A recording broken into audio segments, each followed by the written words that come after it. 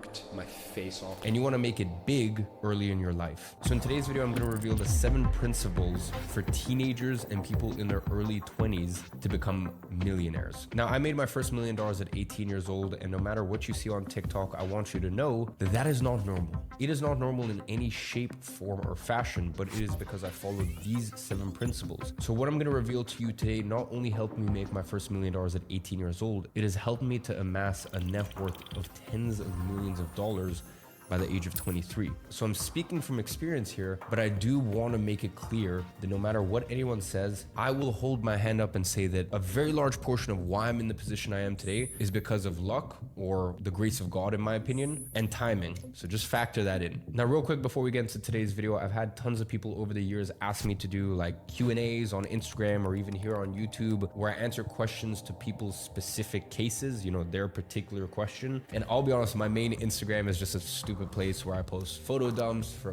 trips, business trips, what's going on in my life, stuff like that. But earlier this year, I created an Instagram account called @talkwithiman. So you can just pull up your phone and request to follow that account. I usually tell my team to let in 1,000 or 2,000 people a week. I try my best, okay? I'll hold my hands up. Sometimes I do miss it, but I try my best to do a weekly Q&A, just answering all of your guys' business life questions. So go ahead and follow that account if you want a little bit more business advice. But apart from that, let's get back into the video. The first principle you need to learn if you want to be a millionaire in your teens or your early 20s is that in order to be a king, you must first be a pawn. And this is really the issue with this generation. And I say this generation even though I am included in it, but I grew up with very traditional principles around respect. I come from a background that is a mix between Eastern European and Middle Eastern. So like growing up, you have no option. You learn respect and you learn the pecking order. And I learned from a young age that you respect your elders. And that's why still to this day, I still sit across the table from people that, I'm gonna be very honest with you, are far less successful than I am, but I shut the fuck up and I listen. Because for me, in my culture, you listen to your elders. Now that doesn't mean you need to take everything that they say on board, but you at least listen. And because I grew up in this environment of learning respect, I learned that, hey, you can be a king one day, but in order to be a king, you first need to be a pawn. You first need to be able to earn your stripes. And by the way, I earned my stripes from a very young age. I started my first entrepreneurial ventures